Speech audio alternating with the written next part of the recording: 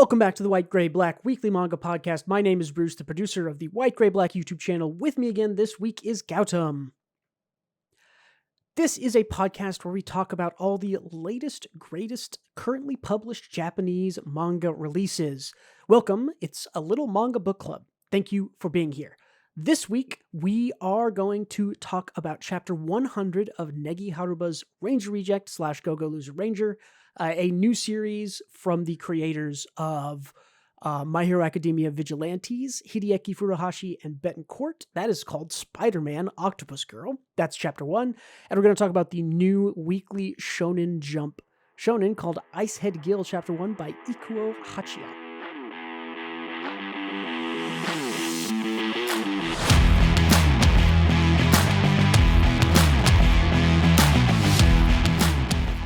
Let's jump right into Ranger Reject because what a cool chapter 100 is. Did you think? Yeah, I loved it. It was just a chapter of Ranger wins Yes. before the inevitable fall, right? This is quite literally, so what I grabbed here there's 5 spread pages, right, which are double pages of the Rangers' attacks fighting off whoever they're fighting. There's a page before each of them that tells you the name of their attack, which we're going to talk about because there's some cool little Japanese lessons in there. And that's 15 pages, right? 5 double page spreads, 10 pages, 1 page leading up telling you the name of it, 15 pages. And there's a random 4 or 5 other pages, right? That's a 20-page shonen. You've got it. So this was just kind of a cool, loud, explosive, hey, each of the Ranger gets their cool double spread move, which we'll talk about kind of the interesting naming convention in Japanese wordplay that's going on there. This is like part 6 of, what is it called? Like part 6 of the attack on the base or something like that. But yeah, this was a cool chapter 100 to do. I noticed a lot of mangaka will go around chapter 100 differently. I mean, we've talked about Witch Watch does like a joke, did like a joke, I think every 50 chapters. Some people, chapter 100 is a recap or a show off, or they'll do a big reveal. I think it was Blue Box did not a confession, but sort of a big step forward for the romance relationship there. And Negi Haruba in this one just says, okay, I'm showing off the Rangers because they have not all been shown off in the same chapter. And I mean, this does a lot to even drive the plot forward because we've sort of been learning in these last couple of chapters about where the powers of the Rangers maybe come from and what they are, but we don't really know what they are. And this one kind of solidifies like, okay, who's stronger, the Rangers or the executives? And this one is kind of like, it's chapter 100. The title of it is Ranger Reject, Go-Go Loser Rangers. It's about the Rangers. The Rangers are the strongest. It's fucking cool. And it's like 100 chapters in, and we only really know the scope of powers of the old Blue Ranger and the Green Ranger. And Green kind of, but we don't because... Yeah, Green kind of. Yeah. Green kind of. Some of his powers. So yeah. It's cool. And a little bit of Red. We've seen Red get fought 2 or 3 times, but also, yeah, they have not sort of gone all out. And this chapter is literally just like all 5 Rangers go all out. Mm-hmm. Cool. I'm glad they gave Blue, in my opinion, the coolest final attack.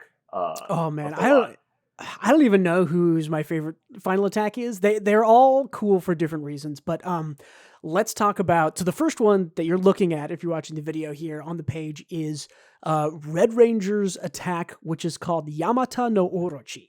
Now, I typed all these into Google and some of them worked for translation, some of them didn't, and I finally figured out, I think around 2 or 3 and that I was like, hey, okay, the second one we'll talk about Pink Ranger's Amaterasu Omikami. Like, that's a Shinto god. And then the last one, I was like, oh, this is a Shinto god. And then I started typing them in and typing like Shinto or Shinto religion after them. And it made a lot more sense. So Yamata no Orochi. Google Translate. Right?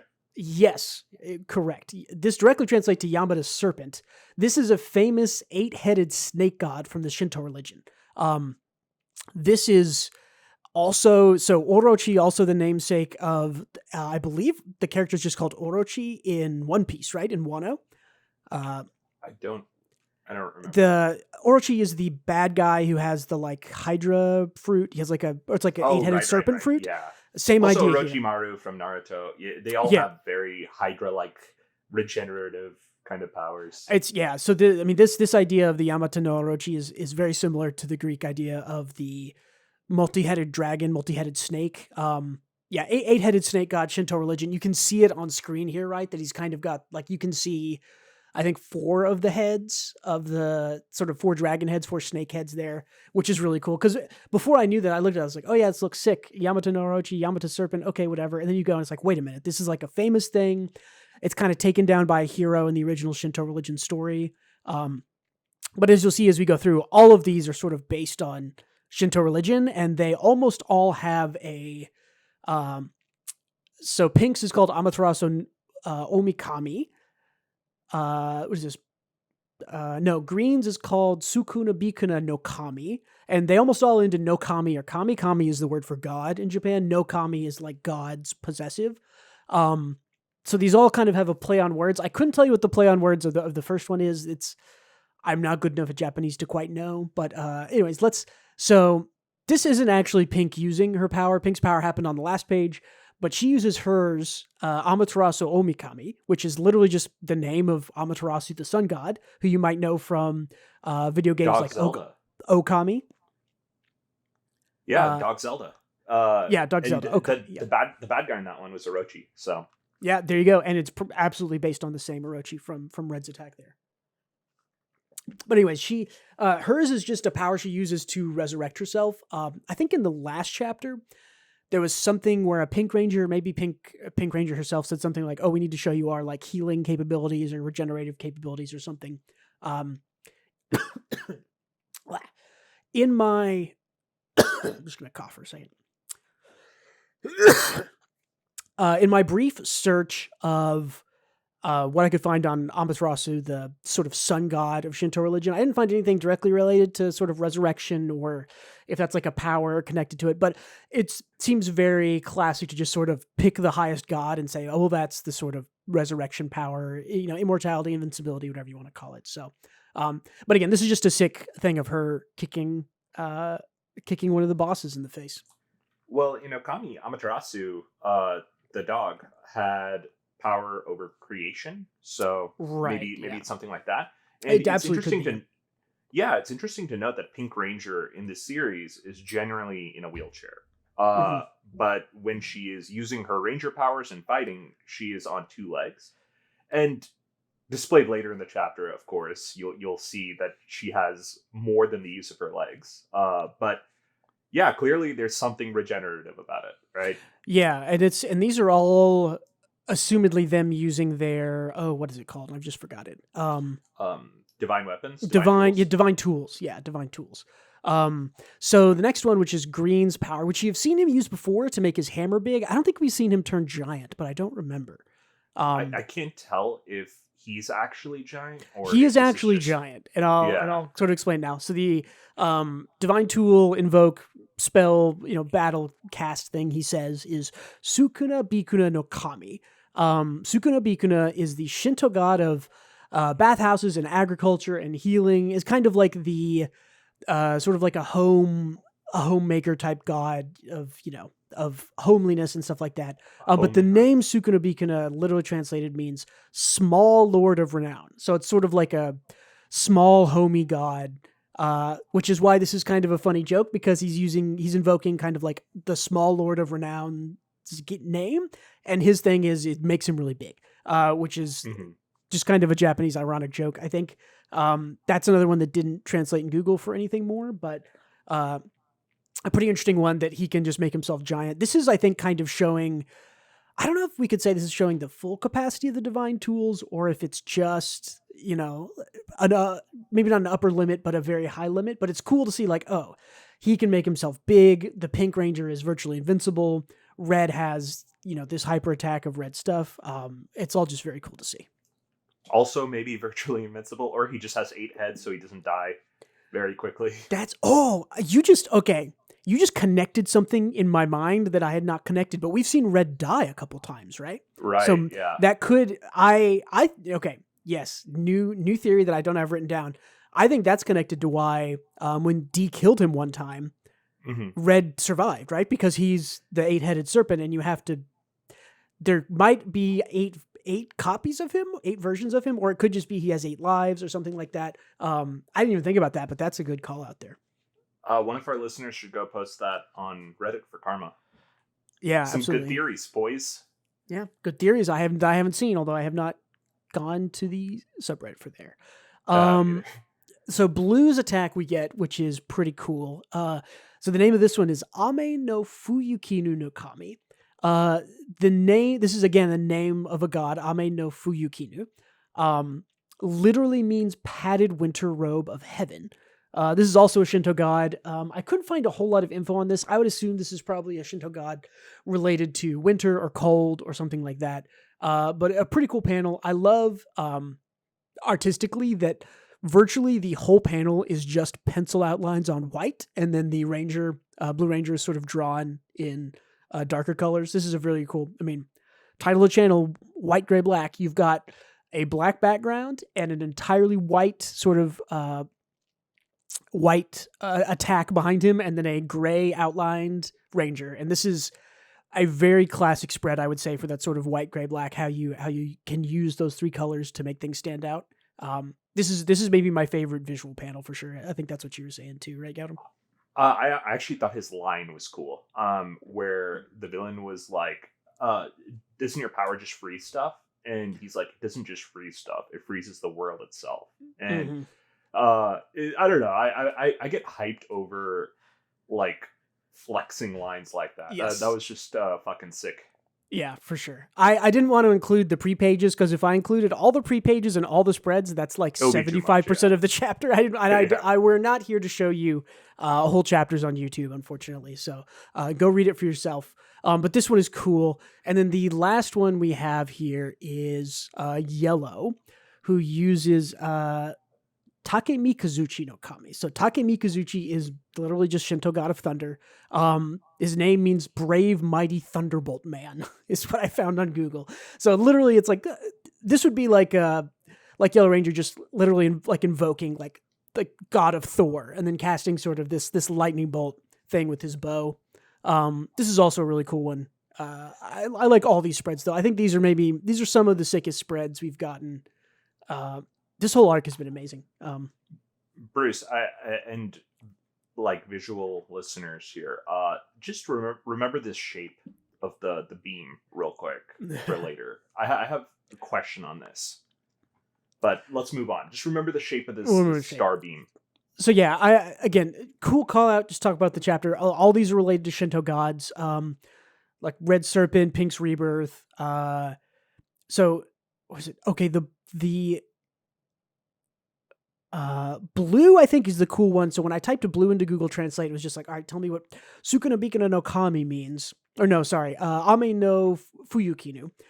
It gave me back something that was like wet hair, cold clothes in winter, or something like that. And so I think that there is probably a second level here in Japanese that I don't understand, because I don't know enough Japanese, that Ame no Fuyukinu probably also invokes sort of the feeling of, Japan has this, if you go outside with wet hair, you'll catch a cold, or if you dry your clothes outside.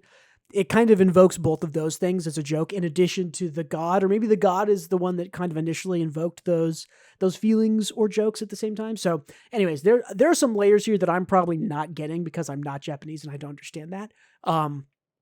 And maybe even more around the actual lines that they say around it. But yeah, this is just sick. I can't wait, because I know by the end of this series, we're going to get what's the one classic Ranger thing that we haven't seen yet in Ranger Reject. Them all combining.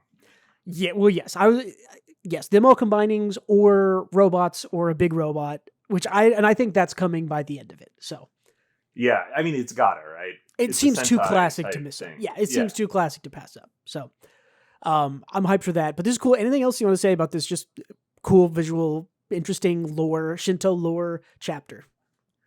No, honestly, I think we said all that needs to be said. It's just a dope chapter, man. That's really cool. Not a ton to say, just a feast for the eyes, and kind of just hype. I do think they're going to get fucking slammed next chapter, though. You think someone's going to come back and get him?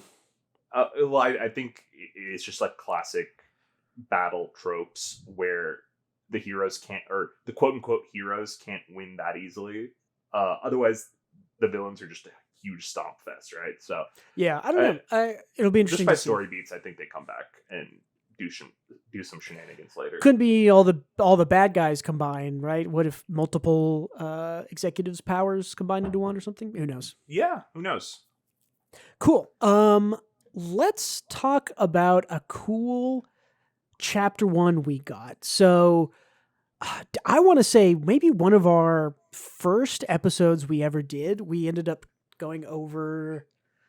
Did we ever talk about My Hero Academia Vigilantes on the podcast? I don't think 100%. We did. 100%. You think we did? Okay, I could not. I think we talked about the ending. I was going to say, I think we covered maybe the very last chapter or the second to last chapter because it ended, 8 or 9 months ago, which is right around the time we were starting the podcast. And for anyone keeping up with us, we talk about it in passing so often because we just like Hero Vigilantes a ton. It's so good. Yeah, I mean, and especially in comparison to main My Hero, which we talk about maybe more by just shitting on it. But this is called Spider-Man Octopus Girl, and this is by the same two creators who brought you My Hero Academia Vigilantes. That is the writer Hideyuki Furuhashi and the artist Betancourt. I think it's pretty funny because when we talk about vigilantes, we love Koichi, the main character, and Koichi just generally reminds me of Spider-Man. So this is a shoo-in, right? So this chapter, or it's the first chapter, this series is about Doc Ock kind of quote-unquote body swapping with, or getting isekai'd into the body of a high school girl in Japan. Yep. And as you can see, this is like classic Doc Ock. He looks like a goofus. He has his jumpsuit, his dorky haircut. He's literally wearing his sort of like 1960s outfit. Shades. That's just, a big line across the it's not even a belt, just a big line across his unitard, I guess you could say. It's the 60s look of Doc Ock. Before we get into the chapter, I just like to say I thought this was really fun. I thought this was a good start. I thought it captured the Spidey beats very well. As well as transitioning into like Japanese high school, right? I feel like it captured the culture and feel of American comics while we were in Spideyverse, and then pivoted over to a manga. Yeah, and this is kind of a match made in heaven for My Hero Academia, writ large, because Horikoshi, the author of My Hero Academia, has listed Western comics and Spider-Man specifically as a huge inspiration for Deku for some of his costume reworks. It's My Hero Academia is absolutely sort of based and grounded in Western superhero comics. And so getting My Hero Academia to a spin-off, Vigilantes, with this creative pair, and then the spin-off pair gets to do a Western comic spin-off. It's the next thing is that it's just going to be Horikoshi writing Spider-Man, right? Like and then we'll have come full circle. I don't think that'll ever happen, but it would be interesting. So I think every single superhero manga we have read has been inspired by Spider-Man because he's the most relatable, beloved superhero. And he also, I think Spider-Man, for the Japanese people and population who are, primarily focused in big cities like Tokyo and Sapporo and stuff like that. A New York City type hero that can swing between skyscrapers, I think speaks to their population a lot. Whereas other superheroes, maybe not as much, right? Like Batman's kind of dark neo-noir. Batman and Superman, I think, are very also American. Popular, Also popular, but they're very American focused. Spider-Man, yes, he's in New York City, which is very American. He feels a bit more, I think the sort of friendly neighborhood part of Spider-Man is very Japanese, in the sense that the Japanese have a sort of social contract of being your friendly neighborhood Japanese person, right? They clean up after each other. They watch, you see kids walking to school and they aren't abducted. There's not a whole lot of crime. So I think the friendly neighborhood Spider-Man just kind of has, I don't know if it has the soul and the essence of the Japanese culture in it or what, but I think that they're analogs. They fit together really well. So I can totally see why Spider-Man works in Japanese culture. I think Spider-Man is universally relatable. Because it's like he gets along with his community. That's like the most important part. He's fun. He's a working man. Like he's an everyday person, like Spider-Man just works on every level. Got to give it that. But anyway, back to the manga. Doc Ock is kind of just bungling a fight with Spider-Man as usual. And he gets his AI to swap bodies with a replacement, send his consciousness into a replacement before death. However, it kind of messes up because it turns out he wasn't going to die from that fall. And he gets put into the body of someone who is already living. So if you've read Chainsaw Man, this is kind of the girl ends up being kind of a voice in his head. Kind of the consciousness is still there, but he is the one in control of the body. And yeah, it plays out kind of great. Like he goes to school. She's generally getting bullied. She's like a nerdy. She's like girl. Nerdy. Yeah. She's I think 14. But I wanted to point out real quick. Her name, like Okutamiya Otoha. Japanese language. This is just the Japanese language episode of the podcast. I'm pretty sure this is a joke on Octopus somewhere, maybe multiple jokes on Octopus, right? Okuta, like Octomia, that's like Octomia is like her name, right? Her name is like Octomia Octaha or something.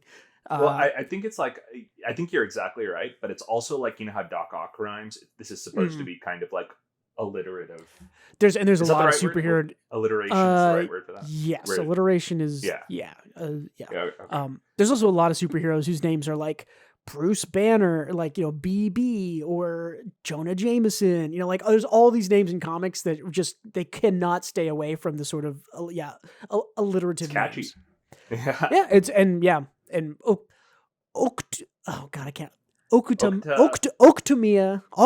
You just have to say like Octomia. Her name is like Octomia Otoha. But anyways, continue. Yeah, she gets bullied at school. I like this panel a lot because it shows kind of, you think, oh, Doc Ock is in this girl's body, but then you see the sort of spirit of the original girl, not of Doc Ock, but of Octomia holding back the arm. The tentacle. Yeah.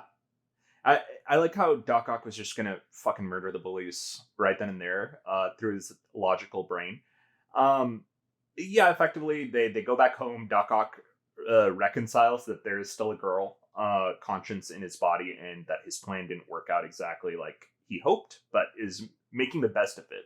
Luckily, he is such a dork that the glow up that the girl is supposed to get in these situations when someone possesses their body for the better is not really a glow up. She just turns, Doc Ock is such a fucking dork that he turns her into a Mandark lookalike. Yeah. Quite literally Dexter Mandark, like very similar. Very similar things.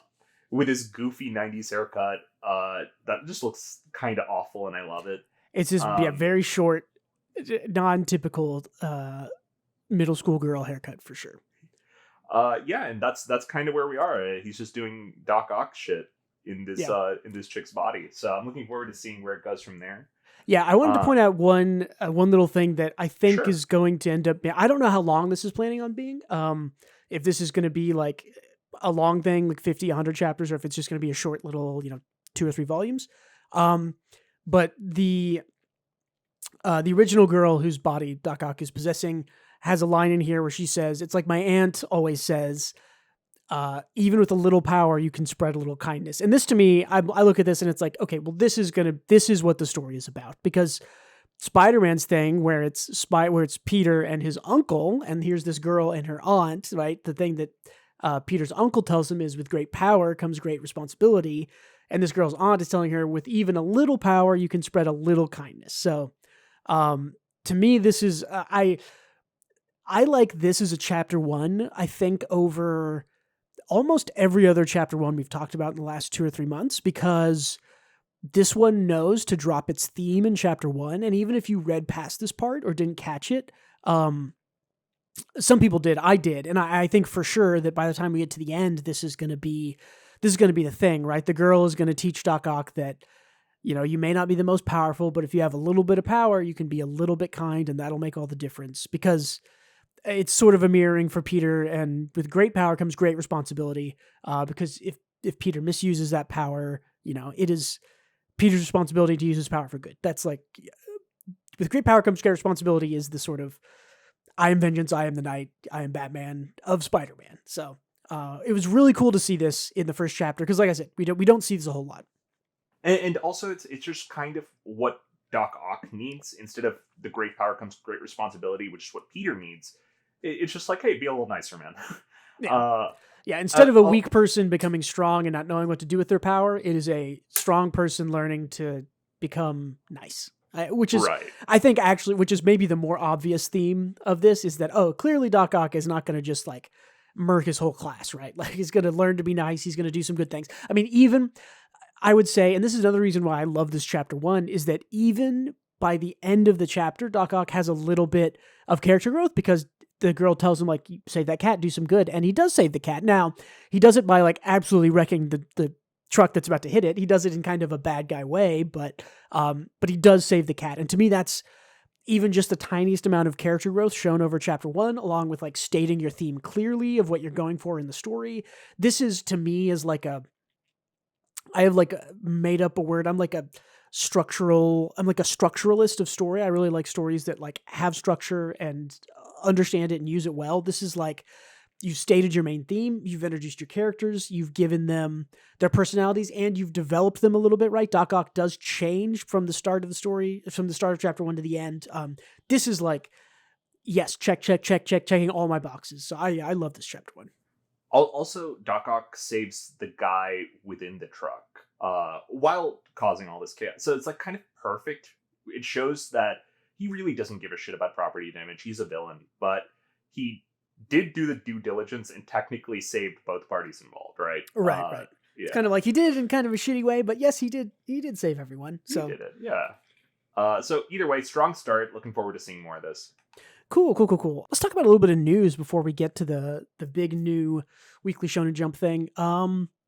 Speaking of all this, of the My Hero Academia Vigilantes crew, Betancourt and Furuhashi, rumor has it on Twitter that My Hero Academia Vigilantes is getting an anime.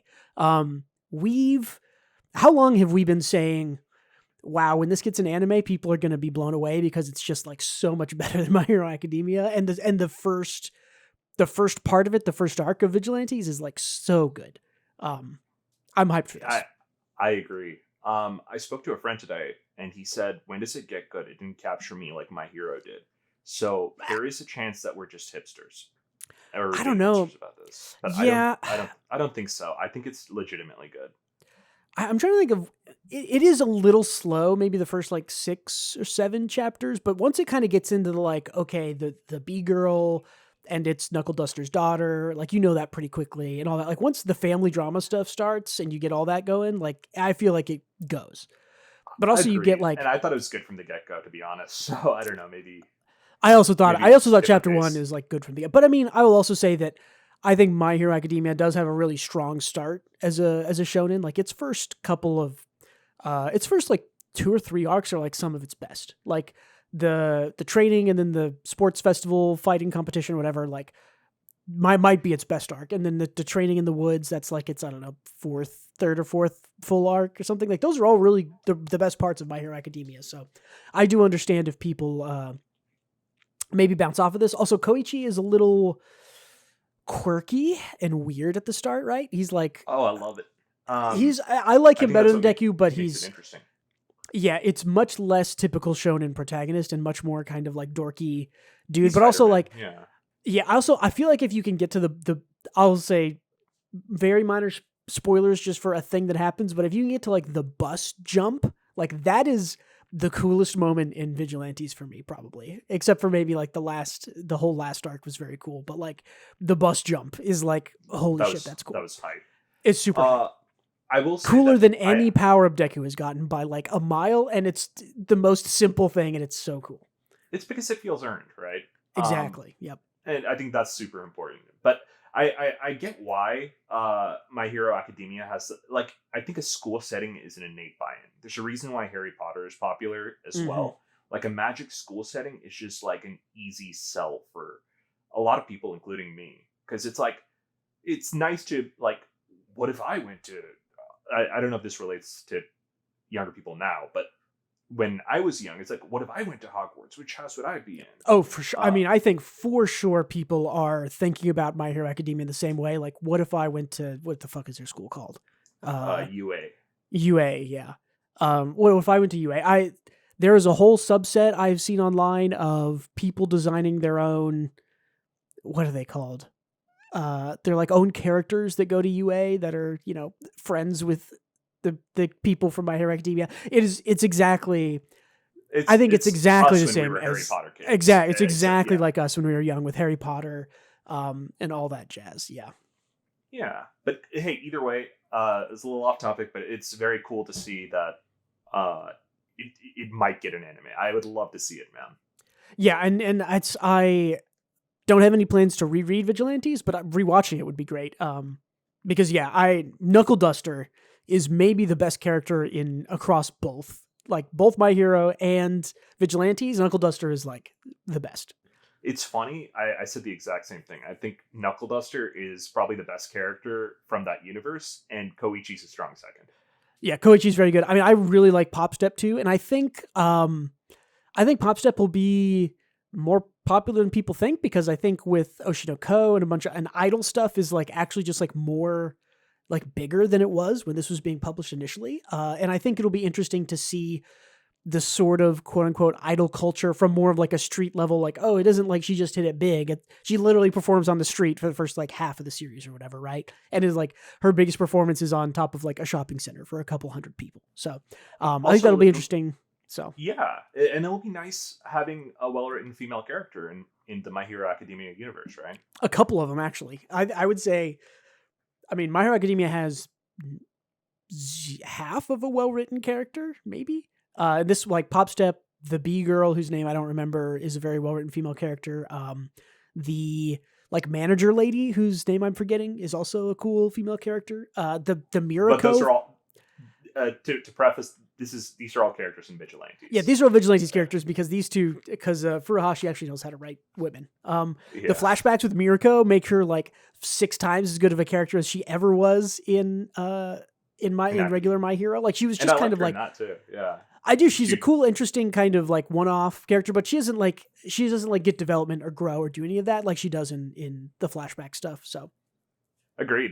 Another anime adaptation, The 100 Girlfriends Who Really, Really, Really, Really Love You, or whatever that title ends up being, got an official anime announcement. Have you read any of this? I hate harem stuff, so I didn't, but I hear it's just a shit post. So it seems like an enormous shit post.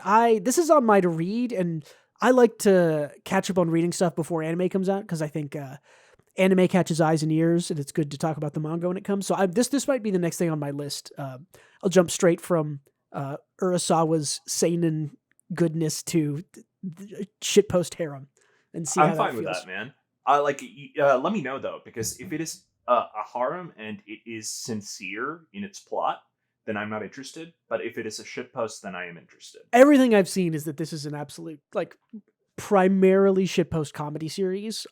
Just kind of. I was reading, I think, the discussion of the latest chapter, and the main character, like, literally, like, asked the author, "What am I supposed to do in this situation? Like, what am I supposed to do with what you're throwing at me?" So, kind of fourth wall breaking meta. It seems like it's going to be fun or funny. I'm kind of excited to start it. So, that anime should be coming whenever we get more news on it. Nice. One more anime announcement: Oshinoko by Aka Akasaka and Mengo Yokoyari. The manga is getting a second anime season. I believe the last episode of that aired last night. We're recording this on Wednesday, so I think that aired Tuesday or Monday in Japan.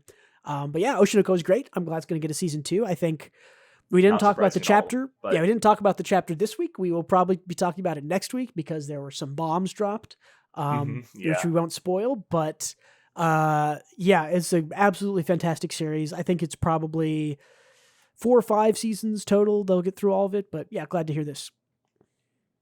Yeah, me too. Of course, I'm sure this is unsurprising to everyone, including us, because it did so well, right? Yeah, I mean, it did great. The opening song, which I think is just called Idol, by like Yasobi, I think that's the name of the artist there. That hit like number 7 on some charts, like over here in the West. Because if you have not heard or seen the full opening of Oshinoko, go and look it up because it is actually a really, really cool song. Kanojo Okarimasu, one of the great literary achievements of our time, season 3 coming soon. I didn't put it on here, but I've been seeing it all over Twitter because I still follow that. Can't wait. Which one is that? The Rent-A-Girlfriend one? Rent-A-Girlfriend, yeah. Oh, okay. Yeah, I was like, please respond. Don't leave me hanging here. I just had I was like processing what that was because there is so many girlfriend type. I forgot what he dates 2 sisters. There's a different girlfriend one. Anyway, there's like Kanojo, which I think is that one. The one you're talking about is domestic no Kanojo. Girlfriend. Yeah. That's the one. That one. Yeah. I am someday I might go back and finish reading that. It was not all bad, but it was very bad. I think those drama series are like a guilty pleasure for you. Well, especially when they're not dramas, they're like melodramas, and that's like yes, that absolutely is a guilty pleasure because shit like Boys Abyss, which I've been trying to get you to read for like 2 years now, 2 or 3 years. That is such a melodrama, and it's like so. It's legitimately like serious and good, but it is also so melodramatic that it's like you just laugh at how wild the shit that happens is. But it's just like it's a roller coaster of deep, dark, but not depressing stuff that I don't know. I love it. I love Boys Abyss. Domekano was awesome. Rent-A-Girlfriend is not that kind of thing. Rent-A-Girlfriend is light and dog shit, but yeah. I mean, you'll know if you go back and listen to the early. I want to say it's in maybe the first 5 or 6 episodes you ever recorded. I talked about Rent-A-Girlfriend and talked about how it's not as bad as everyone thinks. The character writing is really pretty good. It had some really good arcs. None of that is true anymore. The story, it has been dog shit for half a year or something. It is this most recent arc is everything that people have been said about it is true. So. Yeah, that's that. I'm just here to revel in the shit, I guess. Absolutely. I have no investment. I don't know anything about Rent-A-Girlfriend aside from reading Reddit comments every once in a while and hearing what you have to say about it. But well, and the saddest fun every time, though.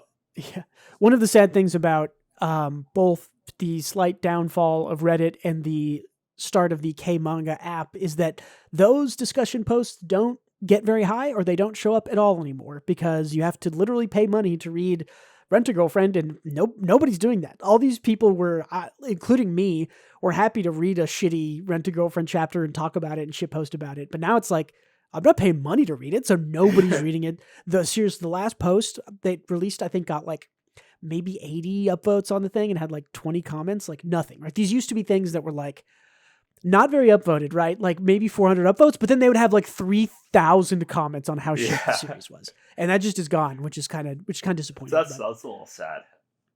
I do love when people, like in kind of like a small club, so it's not affecting the author either, just gather around and talk shit about something, you know? Like it's just fun to watch. It is. One last thing, if you're listening to this as we publish it, so on either Saturday or Sunday, Mashal is ending like right now. Mashal ends essentially tomorrow when you're listening to this, or maybe it's already ended. Sunday, what is that, July 1st or July 2nd? Will be the last chapter of Mashal, and we talked about this a couple weeks ago. We'll probably end up talking about this next week because it'll be over. But yeah, sad to see it come to an end, but happy that it had the run it did. And the ending was just fun. So, good shit, Mashal. You landed strong. Cool. Let's talk about one more new series. This is like we've been for 2.5 months, 3 months now. We have just been talking about new series almost every single week. Maybe this is the last one. Maybe it's not. This is Weekly Shonen Jump another new one. I think this is, like we were talking about, this is needed to replace stuff that's ending or stuff that's winding down or stuff they're going to cancel. This is Head Gil by Ikuyo Hachiya. This was an interesting little shonen that did, I would say, a lot. I would say too much in chapter 1. Gil has a pattern on his chest that I think he wanted to call out. Yeah, it's the same as that guy's cross from the Ranger Reject, the old beam that I asked you to remember. Right. Everyone has what is this Goku uniform-esque cross that everyone seems to love in anime? This is Evangelion, is what this is. I think. Because that's what happens when they turn into goop in Evangelion. Oh, it's the explosions. So it's just what's his name who made it was literally just like, Christian mythology's cool. What if every explosion was a cross shape and then they looked like this? And so it's also kind of like a diamond shape. I don't know. I think this is it's just an Evangelion goes holdover. To kill school. Yeah, kill school. Yeah. Man, but yeah, I don't know. It's just something I noticed. They all so many diamond shaped patterns in anime. And it's always 3 of them. It's always 3 of them. Or a bunch of them in a row. Yeah, I don't know. It's kind of hard to boil down everything that happens in this chapter because a lot happens in this chapter, right? You meet Gil and he's in a town and he talks to you about his history, and then he gets captured and then he gets sent to the north. And then we meet this sort of like aggressive... The Statue of Liberty, yeah. Yeah, Statue of Liberty landlady Ice Queen, who is making him like pull her sled to go collect taxes. And then he fights a bad dude who shows up.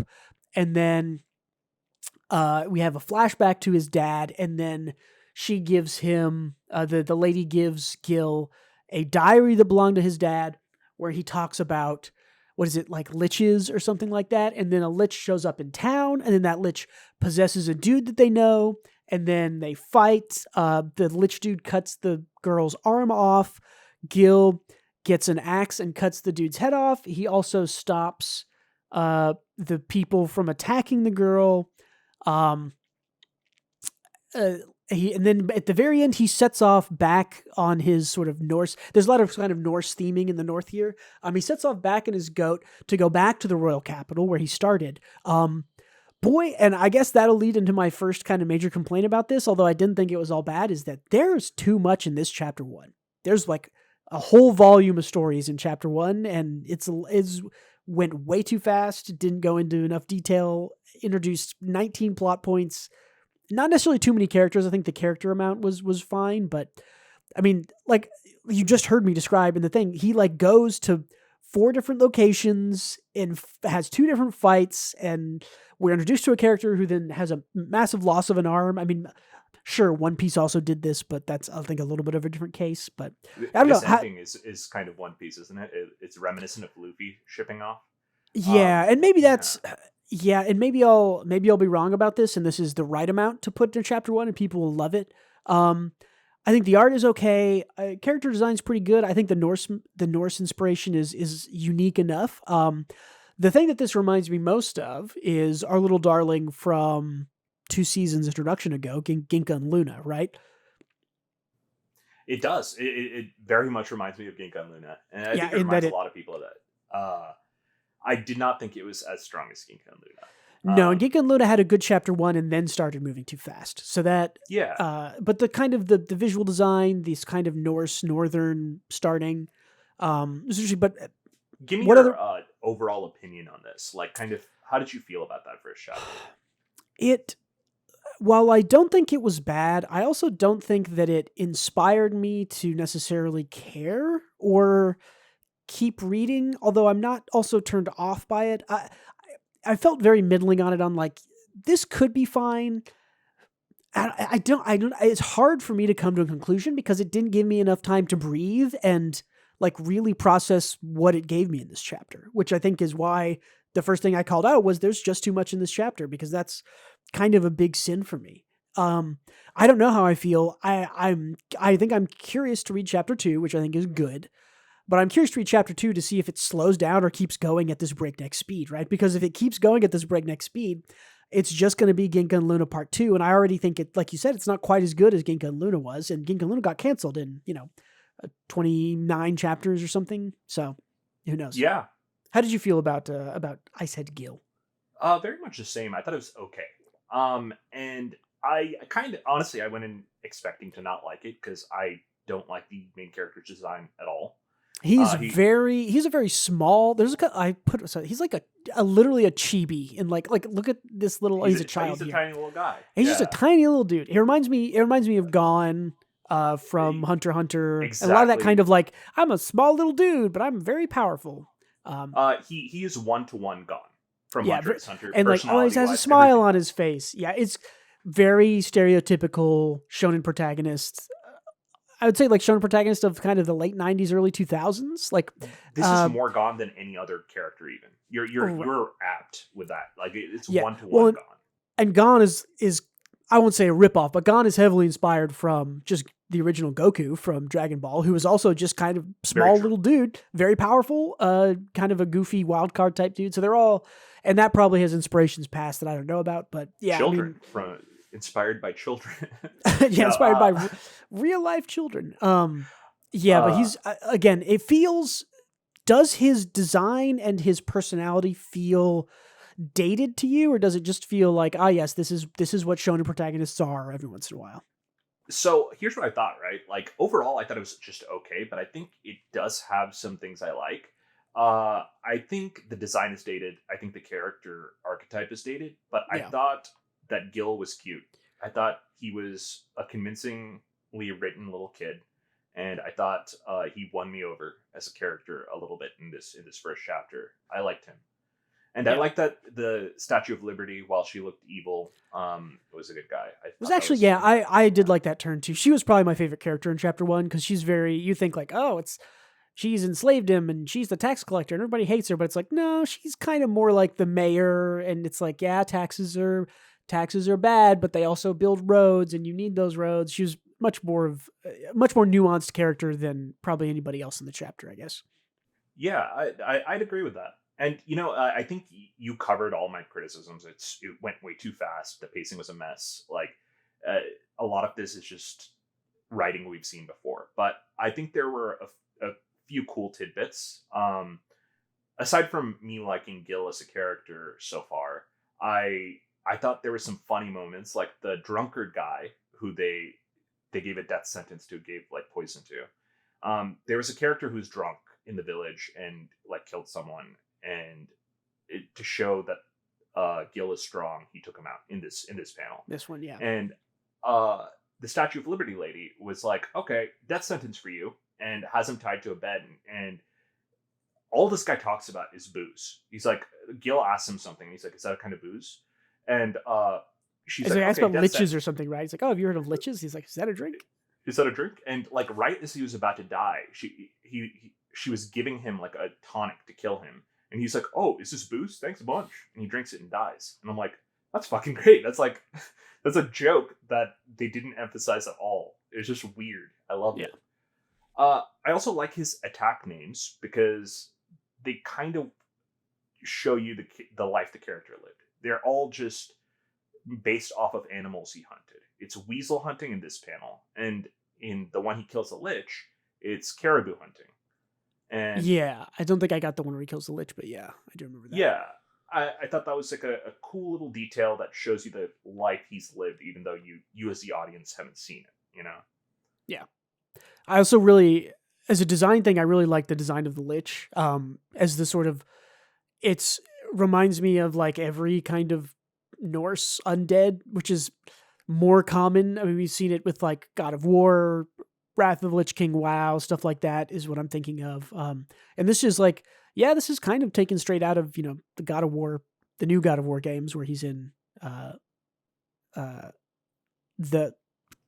lands am I thinking of? The Norse mythology lands. There you go. Yeah, Norse land. This sort of Norse undead idea of like a warrior who has died. And so this design here is really good. And I may not love Gil's design, but it is unique. I like the girl's design. I think the designs here are pretty good, which is kind of like a comparison, like we were saying, similar to Ginka and Luna. I liked all the designs and the characters and stuff in Ginka and Luna, especially early on, even though it moved too fast. So yeah, what I think You can tell me if you agree with me, but I think what I'm really looking for in chapter 2 here is for this to like slam on the fucking brakes and like slow way down, tell one story over 2 or 3 chapters.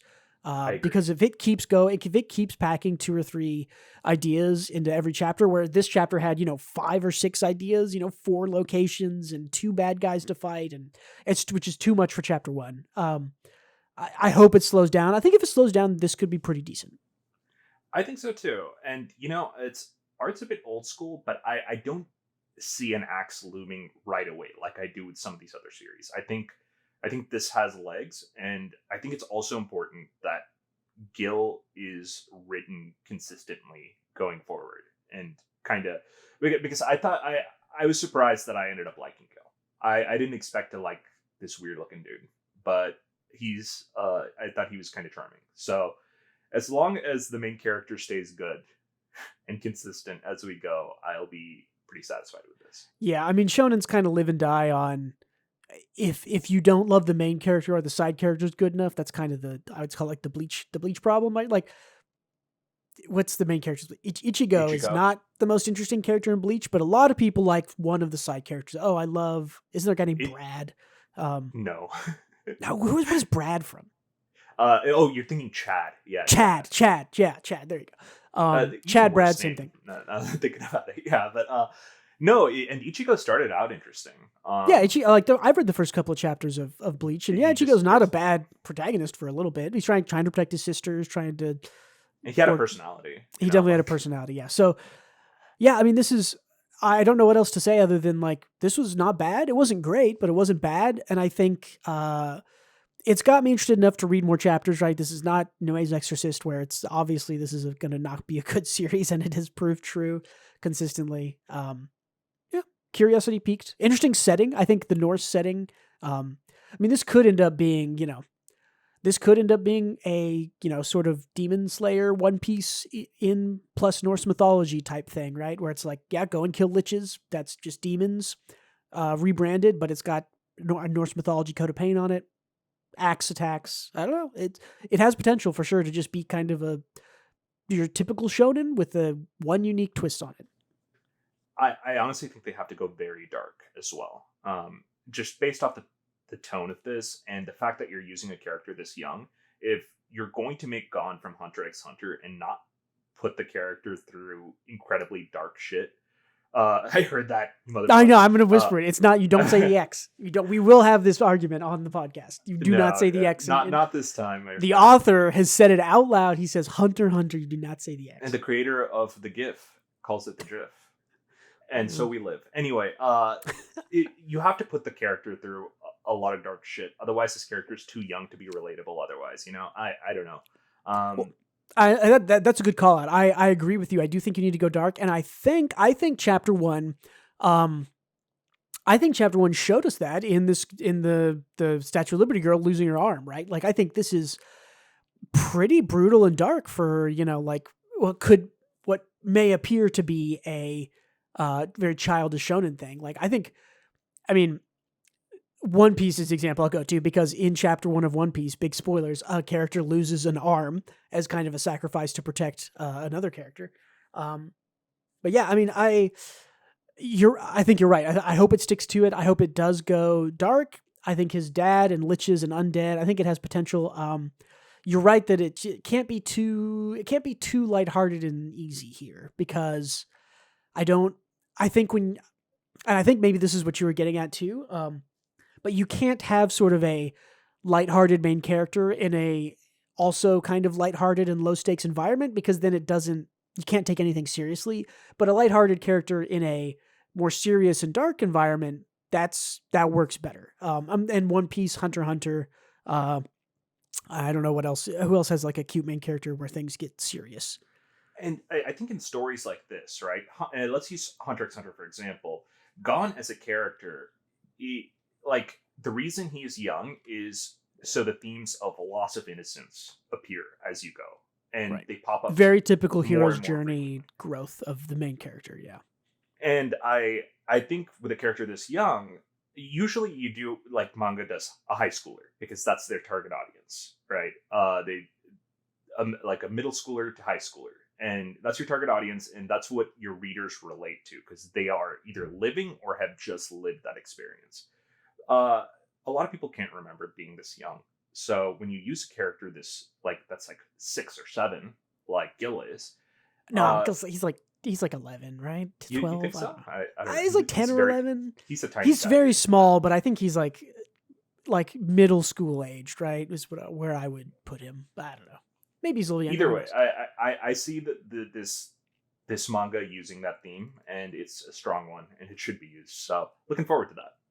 Yeah, I did definitely you talk about that definitely shows me that there is potential here, and honestly, like you pointing out that all these dark themes with a kind of lighthearted young main character, the journey, the loss of innocence. I think the seeds of that are all planted here, right? Like his dad left him. There's darkness stuff, the lich thing, the girl losing her arm. Like I think it's actually planted the seeds for all those to happen. So now, I agree. If they just have to follow through with it, and yeah, this could be good. Dude, I love that bear, by the way. It's just kind of random. It's a little bear over there. Yeah. Hope he's in the manga. I love to see him around. Yep, cool. Anything else on Head Gil by Ikuo Hachiya? I think we owe it to the audience to state that we know he looks just like a young Rengoku from Demon Slayer. Yes, because he does. He does. We all see it. He's back again. This one is not sort of hiding its inspirations, I don't feel like. I mean, not at all, yeah. It clearly, it doesn't need to, right? No, and I think it's remixing it enough to where it isn't sort of a negative. Oh, I see where that, like, I will mention again the sort of protector character losing their arm in chapter 1. Like that's taken straight out of One Piece. Like it just is. But like it works here also. Like it's not a bad thing to take. So, yep. I curious enough to keep reading, which I think is a pretty successful chapter 1. Even if I'm not totally thinking like that's the best chapter 1. Not the best chapter 1 of the bunch. Not the best chapter 1 we've gotten this year, certainly. But interested in keeping reading. So. Yeah, me too. And there is a part of my brain, I promise you, that will freak out if this is successful, even though Ginka and Luna died. And you're just going to have to forgive that part of me, because I will freak out about that. But I hope this does well, and I hope it keeps being interesting. I literally think it all depends on if this series can slam on the brakes or not, because Ginka and Luna did not slam on the brakes. Mm-hmm. And I think if it had, I think it would have been more successful, because that was a well-written series with cool designs, interesting magic, and a great lead character, both two leading characters. This one, we'll see. So yeah, that's Head Gil by Ikuo Hachiya. So what else are we doing this week? That's it for manga. Tell me about... I will tell you about what I am doing. I'm going first. Give us the 20th Century Boys update. I finished Naoki Urasawa's 20th Century Boys. Let me tell you first about 20th Century Boys, and you will see why I have vocalized it in that way. When I finished 20th Century Boys, I was extremely disappointed. It was an awful ending. Everything ground to a halt, and I thought, that is terrible. Is that really the ending? And then I looked, and turns out that the series basically just changes its name for 16 chapters to 21st Century Boys, which is kind of plot relevant. And then the series is finished with, I think it's like, there's like 22 volumes of 20th Century Boys, and there's 2 volumes of 21st Century Boys. They are the same story. 21st Century Boys literally, I won't even say it picks up where it left off. It is literally just the continuation of the story. So, all that being said, just happened, I guess. Yeah. All that being said, 20th Century Boys and 21st Century Boys as a series is awesome. It is also, I would say, not my favorite thing by Urasawa. This is my third Urasawa thing. It's probably my least favorite Urasawa thing. That being said, this is like a 9.2 or a 9.1. This is like an A+ instead of an S. It's just really long, and there's a lot of characters, and Urasawa is really good at using all those characters. It's just when something you have is like, this is 280 something chapters long total. When something is this long, I think you're just naturally going to have moments that are better than others, and you're going to have low points that are just not quite as interesting or not quite as good. And because it's this long, I think it just had more of those for me. Still really good. Any series, so I finished this earlier in the day, and any series that makes me go, oh shit, I have to go back and read chapter 1 again because of the stuff that happened.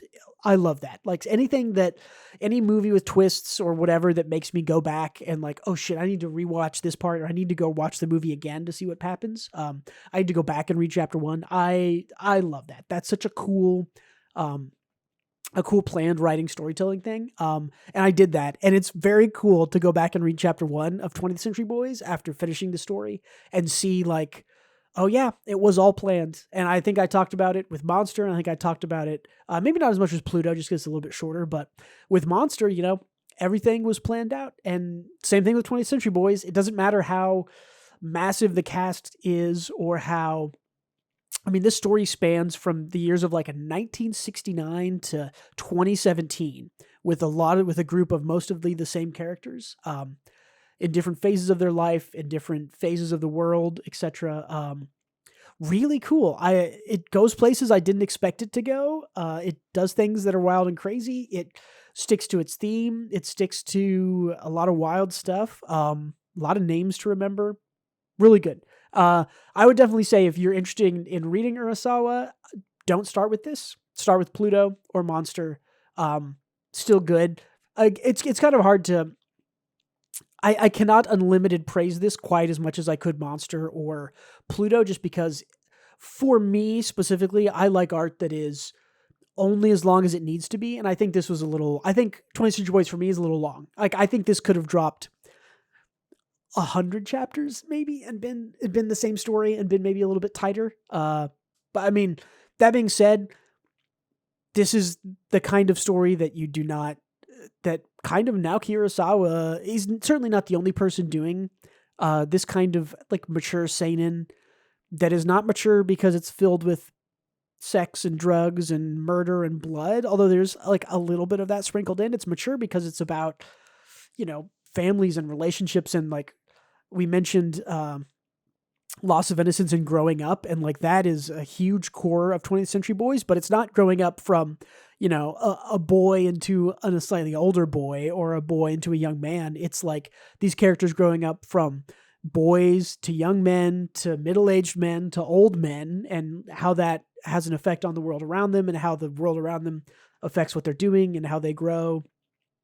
Yeah. I mean, again, Urasawa is just this kind of master at this like actual mature story. And as like I said, not maturity from, sex, blood, violence, but maturity from adults having this is maybe the only manga I've ever read where the protagonists are, for the majority of the manga, like in their 50s, which is crazy, right? Yeah. Like, have you ever read a manga where, every single character you're looking at on screen here, right? You've got, the girl in the third volume there. She's like the youngest one, but she's like a kid in the 90s, and then she grows up and she's kind of a secondary protagonist later on. Everybody else on here is literally in their 50s for most of the story. So, and they're the protagonists, they're the heroes, they're the people who fight, which is just, it's cool to see. You do not see people making manga like Urasawa does very often in this kind of, mature, like aged people doing aged things. And the same thing with Monster, which I read a couple months ago. It's like, a grown doctor chasing a grown man and grown women and older people doing older people mature things. I'll repeat what I said then.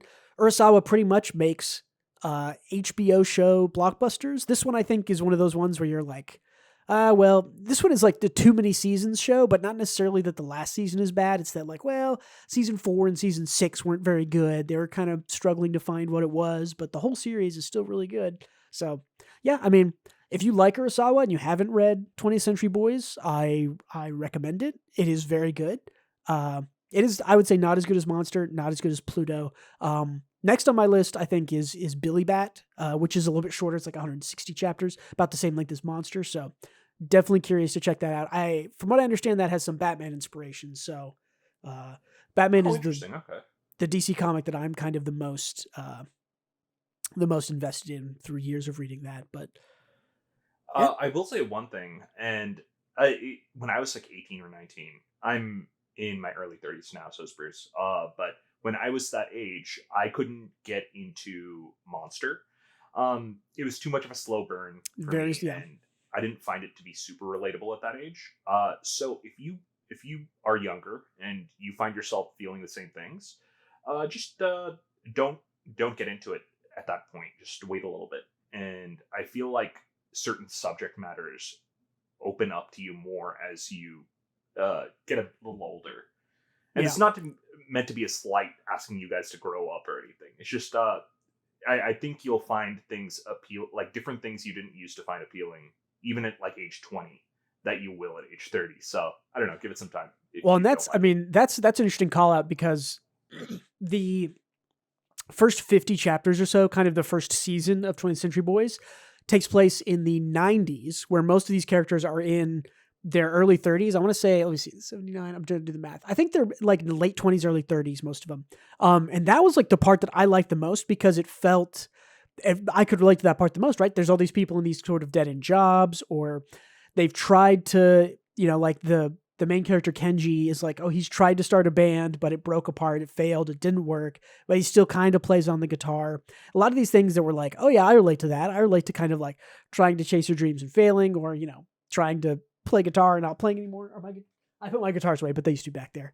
But yeah, I mean, and absolutely what you're saying is right, that it's like, because I related to that first part so much, I definitely became more invested in the story later on. So yeah, if you're younger, you might relate more to the flashbacks to when these characters are, in middle school, in 6th grade and 5th grade, which is where a lot of the story takes place. Or if maybe you're 50, and if you're 50, you're probably going to feel a lot of relation to the kind of later chapters where all these characters have, not only gone through those kind of dead end jobs and moved on from them, but now they are facing lots of regrets and, going on with their life and approaching what could be the end of their life, etc. So, don't super tell interesting our series. 50-year-old viewership that they're depressed and they're going to die soon. Well, yeah. I mean, maybe not they're going to die soon, but I think there is a shared experience for a lot of people that is touched on in this work specifically about aging and growing older and the phases of your life and the kind of trials and tribulations you face during those. Yeah. But yeah, I mean, this is super interesting. There's a lot going on here. Because there's so much more than there is to parse in something like Pluto or Monster, it's a little bit harder to wrap my head around. Still think it's really good. Still think I don't think I would put this up in it's one of the best pieces of art I've ever consumed, but it is definitely one of the best manga I've ever read, start to finish. So good to hear. I'll have to. I can't speak on it. I'll have to give you kind of a Pluto update when I go through it. Yeah, you should definitely give that a read, because that one's really good. Of course, on our list of classics, we're going through Nausicaa shortly, and we'll be dropping some mini episodes here in a bit. Yeah, you should be seeing episode 1. Maybe not this week, but maybe next week. We have to record it, and I want to do a little bit of work on getting a good thumbnail set for that we can use for every part. But yeah, we're definitely going to be doing that. Going to be reading. I bought the 2-volume, big volume. I don't know. Oh, from you got Amazon. them, nice. Yeah, to read them physical, because I don't own very many physical copies. The physical copy is cool. Yeah. Yeah, I'm excited to read. I was doing some history research on Hayao Miyazaki, and sort of the early 80s is when he read this, and the inspiration and stuff is there. It's super interesting stuff. So yeah, look forward to that. We'll like I said, that'll be up soon in a week. Yeah, we'll chat about that soon. And honestly, it's a Ghibli movie. Go watch Nausicaa. You can keep up with our conversations. The manga goes past the movie and kind of concludes everything. So once we get past the movie, we'll let you know where that cutoff is, and you should just read the manga along with us. Yeah, that'll be cut off on volume 2, I believe, is where volume the movie 2 ends. So I think so. So after the first 2 volumes, that'll be where the movie ends. And I think after the first 2 volumes, maybe I've never seen the movie. Maybe we'll watch the movie and talk about the movie for an episode, and then come back to it. But tell me about how you've been spending all of your free time in the last week. Sure, yeah. I've been playing FF16 after beating Zelda. It has been solid. I won't give you any kind of plot details, no spoilers here. I've been enjoying it. I think the combat's very fun. Go check it out. Let me know what you think, huh? I don't want to skew the vote by stating my opinion on this, especially since it's so recent. And well, we haven't finished it yet. I'm playing this also. You're a little bit farther than I am, but yeah, it's good. Yeah. It's not a perfect game, but it's really good, really fun. I'm hopeful that I'm closing in on the end, because playing like 5 or 6 weeks of Zelda and then this for like 2 weeks straight, it's like I need a video game break, or I need to get my mind out of a television screen for a bit. I'm like the opposite, because I burnt out on games for a while, and now I think playing through Elden Ring again reignited my passion for gaming. Mm-hmm. So now I am like about video games again. So it's like it's like a wave you go through as a gamer. I'm sure a lot of people can relate here, where you just burn yourself out. I'm definitely getting there. I need that break. I think the next game after this is Armored Core. I don't think I'm going to play anything until Armored Core comes out. So totally fair. I'll get a good 2-month break after this one. So cool. Yeah. But Final Fantasy 16, check it out. And is that it? Do we have anything else this week? I think that's it. That's all, folks. Cool. Thank you so much for listening or watching. Don't forget, check out the YouTube channels, White, Gray, Black, and the WGB Weekly Manga Podcast. That's this channel. If you want to listen to us audio only, we're on most of the major podcast providers. If you enjoy the podcast and you sat around this long, first of all, thank you. Second of all we are asking is for some positive reinforcement. Give us a like, give us a subscribe, give us a thumbs up, give us a follow, leave a comment. We would love to get more comments. I've responded to all comments ever, so I'm happy to have a conversation with you there. If you do really want to support us and get a little bit of extra content, head on over to patreon.com/WGBmanga. You can give as much as you want. Hell, $1 a month would buy us 1 volume of manga a year, and maybe we'll talk about that, and that'll be our special Patreon thing. So head on over there. You could be the first Patreon subscriber. Then I will call you out. Until we get too many subscribers, I think I will call out all the Patreon subscribers. So hey, you want to get your name called out in a podcast show at the beginning of the show too, probably. Go over there and give that a like. Check me out on Twitter at WGB Manga. Feel free to tweet at me with suggestions, advice, discussions, whatever. Leave a comment. And always, that's it. So thank you so much for being with us. Goodbye. Come back next week. Look out for Nausicaa. And don't forget to read more manga.